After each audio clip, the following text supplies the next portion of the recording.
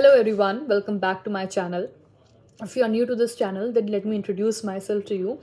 I am Ridhima Shrasthav and currently I am pursuing economics honors from Miranda House. The agenda of my today's video would be how to secure 800 out of 800 in your CUET 2024. This video would fully focus on what strategies you can make during the day of the examination and an overall strategy regarding the same.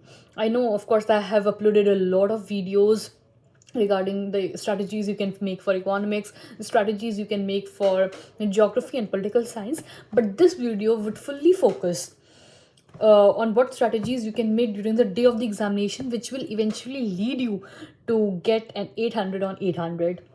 So I would like to start my video, but before that let me make it very clear that this video is only for the is only made for the students who want to apply for Delhi University, and this the whole criteria I'll be telling regarding the same. So the first and the foremost thing that you can appear for 6 subjects, and out of which your best 4 would be considered, including one language, which is must. My language could be any English or Hindi, plus the other 3 domain subjects. So best 4, that is language, is of 200. The other 3 subjects, suppose it's of is it your history, geography, political science, or is it economics, business studies, or maths, anything. So that makes up your 800 on 800 marks, right? And if you want to pursue economics honors, then what is the criteria? That you should have one language, any language, English or Hindi. Second, that you should have maths. Maths is compulsory. And third and fourth, that is any 2 domain subjects. In domain, it is not even compulsory that you should have economics, but maths is must, because maths, of course, forms the whole economics. So maths is must. This is for economics honors, right? Now I suppose this criteria is clear. Coming to the second thing, in CUET, they'll provide you with 50 questions, and out of which you have to attempt 40 questions. Now in these 40 questions, one question is of 5 marks plus 1 negative marking. So if you suppose attempted one question and it went wrong, then your 5 plus 1, 6 marks will be deducted. Suppose you are getting 200, it's of 200 marks. Now you got one question wrong, so you'll get 194 because 6 marks has been deducted. So this is the criteria which is made. Now what you need to know is that in this year, as I have told you, that this is a cutthroat competition, right? And you might be thinking that, oh my god, this is the negative marking and I do not need to attempt this question if I'm not sure. But listen to me very carefully. When you are sitting for the paper, this is the very, very important strategy which I'm going to tell you, and you should keep this in mind. When you are sitting for the paper, then you need to realize that first look at each and every question from 1 to 50. Start from question number 1. If you're not able to do it, leave it. You have to, because the window will be like save and next, and when you'll do mocks, you'll get to know better. But it's like make mark for review, save and next. What I did was I did save and next just because it gives a red sign. So you have in mind that I have to do it. So you can do save and next. It's all completely to you, right? Up to you. Then you can go to the second question. If you don't know it, don't get panic. Again, don't get panic. You can do it later. Again, do it. Save and next. Save and next. Now it will be red, red, red. Do those questions which you are sure you know that this is absolutely correct, then do those questions first. And if you have 1% a little doubt, please do not attempt that question till you have completed your 50 questions, right? Then come back to the questions which are red, red, red. Attempt those questions. Suppose if you have left your 15 questions in the same manner, then do those questions which you think that I am very sure shot. Do those questions. And my very humble suggestion to you guys, it's all up to you to follow or not. Attempt all the 40 questions. Don't even think about negative marking, because it's about, if you are getting a 5 marks, it's a benefit of 5 marks. So benefit for 5 marks is way better. It's about, you have to think very wisely in this examination. You can't leave any question if you want to get at the top. So for that matter, you have to attempt all the 40 questions. Because this was what I did, right? attempt all the 40 questions and use the exclusion principle first, that no, I don't know this, move to the next, move to the next, then come back to those questions which you're not knowing. So this is one of the best strategy which you can apply in this examination, and which will lead you to get an 800 on 800 in your CUET examination. This is what actually helped me, but this is my a very humble suggestion, or you may say that it's very important as well to get that 800 on 800. Right now, the second thing you need to know is that you have to be very clear regarding your concepts in in general. Now I'll be uploading, you can see on my screen that there are some questions which were mentioned, so I want to show you those questions so that you can get an idea about this examination and you can prepare likewise. So what's this strategy is, suppose first I'll because these are my domain. Let me tell you my domain. It is economics, maths, in English, of course I have to take one language, and the other two geography and political science. I'll share questions from my three domain subjects, which includes geography, political science and economics.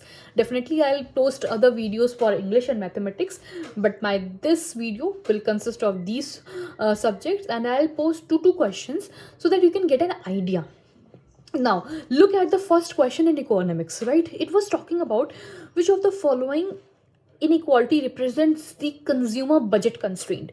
Now you might be thinking that it's not mentioned in your Sandeep Garg if you're reading that, right? And we are mostly provided with these refreshers to continue our syllabus. But my dear friends, now you need to realize that this topic was very much given in the NCERT textbook. It's the line mentioned there, so you have to look from there, and then you have to tick mark the option. You know what, you might be thinking somewhere in the corner in the Sandeep Garg it might be written, but very clearly in NCERT this is the line mentioned in one of the chapters. So you have to tick the option clearly, and I have chosen the option 3, which was P1x1 plus P2x2 is less than equal to M. Now this is an equation given, and now you have to get a whole idea about this equation, because these are the pyqs which will help you build your own your own way of clicking the question. So these are very important. Now the second question was that the capital account of balance of payment includes. Now there are many options given, and they have given you that which is correct, ADC, DBA. You have to click this very in a very appropriate manner, that okay, I have to nullify, this option is wrong, this option is correct. You have to look at each and every option. So here it was option 3, that B, that is receipt of loan from abroad. Of course, when you will read, you know that. Then C is the purchase of share in foreign countries. So this comes under capital account. Of course, we have read the current account, the capital account. These all our things are there, but on the day of the examination you have to be very short. Don't panic, don't go in haphazard manner, be very calm. You will be able to do these questions, but these questions require a lot of patience to they check your mind, they check everything. So you have to say that, yeah, okay, I have done B, C, E, and this will all be able, you will be able to do it with the help of mocks. When you will once you are through with the mocks, when you have done the mock test series, then it really helps. And on the day of the examination, these all issues will be sorted, where you will properly check each and every answer. Now comes the next. This is for geography, all the students, as your domain in CUET. So this was the question that these are the waterways given.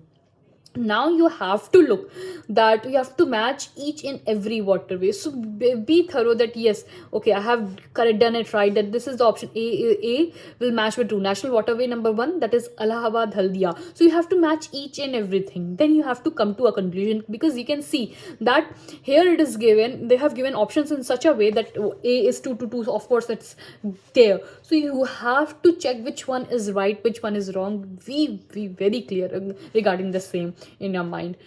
Comes the second question, and I feel that this is one of the most important question, and I have been repeatedly saying this in my many videos regarding the maps. As I said, maps are must. Now they have asked, arrange the following seaport from north to south according to their location. Now you might be thinking it's not mentioned in the text anywhere. It's not at all mentioned. But my dear friends, as I told you, maps are really important. Now you can see on the screen that I have posted one map, and in that map you can see that I have highlighted it so much. I'm so sorry, this is my book. I have highlighted it because I read it before going to the examination. So you can see that there is North Cape on the top. You have to learn each and every place. London is just above the Hamburg. Then come Mombasa is in Africa, and Durban is just below, below Mombasa. So you have to remember that North Cape on the top, London, then Mombasa, then Durban. So you have to keep that in mind, and then only you can, solve this question, because it's a very tricky question. If you don't know where is Durban, where is Mombasa, you can't do this. And this is all possible with the help of maps. So be thorough with the maps. Then comes political science. All those who want to give political science as their domain, they can see it's written, who is the author of Economy of Permanence. Now this is a question which is asked from the box given in your book. Now you have to, as I have shown here on my screen, the boxes I have just marked it here. The J.C. Kumbrappa was the one who gave this Economy of Permanence. So you have to look at the boxes as well, because boxes are really important for this examination, right? Now there comes the second question. Here is the Shahbanu case, the formation of BJP, formation of BAMSF. Now here comes the role of the timeline. Timeline is very must. Revise each and every timeline. They are definitely going to ask the timeline. So you should be thorough with the timeline, right? So this was the whole thing. This is the paper, which will tell you. This is very authentic paper because was my paper, and the questions were really good. My slot had many good questions, but I have only uploaded just two questions to help you get that idea. And you are very new, because see, first you have to give your boards. So keep in mind that you have to read your chapter in this manner only, then you will be able to do it. So this was just a glimpse for you to carry on with these subjects. Now comes one more thing. As I've told you that mocks are really must. Of course, my dear friends, mocks are must and test series are very much required. But I want to warn you as well one thing, that many of my friends got indulged in many coachings. Again, it's not any compulsion, but what I feel is coaching is not at all necessary at the very beginning stage, or even coaching is not necessary later as well. If you're doing a lot of mocks by yourself, and if you are, your concepts are clear, and if you are checking your NCRT carefully, then no one can stop you from getting an 800 on 800 in this examination. So what you need to do is purchase mocks from wherever you want. There are many sites you can purchase mocks from there. Of course, I also did 100 plus mocks during my CUET preparation. So mocks were really helpful for me. You can purchase those mocks. And one more thing, don't rely on the solution of the mocks itself, because they're not that much authentic. Authentic is your NCRT textbook. Look at the answer, check the answer from your NCRT. If you think that it's right, then only tick mark your solution. So that should be the way to move, right? And this coaching is absolutely not necessary. Purchase a lot of mocks and don't indulge in coaching on the bud stage only, because you are yourself. If you have any doubt, then you can ask your faculty, you can ask your teachers. They are always there, so you can ask them. And even your books are there to help you solve your queries. And it's all about your the question solving, your time management, and you can do it by yourself as well. It's just my suggestion. Again, it's not that it's not for everyone. It's just that what I did and what helped me, I'm sharing with you. And I have seen a lot of people who did coaching, my batchmates. I won't name them. I have no prejudice regarding the same, but my batchmates who went for the coaching, they were somewhere not able to do it, and they had many confusions in their mind. So it's better that you solve mocks, and it's you are very much free to take mock from any site. And the more you take mocks, the more you will be brushed up, the more you will be polished, and it will help you a lot. So it's all up to you. do a lot of mocks and strategies which I told you, the exclusion principle, attempt all the 40 questions, and again, just be calm and see the question, the boxes, the timeline, and of course the maps. So this will all help you, and the NCRT as in economics. So this will all help you to get an 800 on 800 in your CUT examination. You will definitely get a top college. So all the best, guys. Study hard, study well. I'll see you later. Bye bye.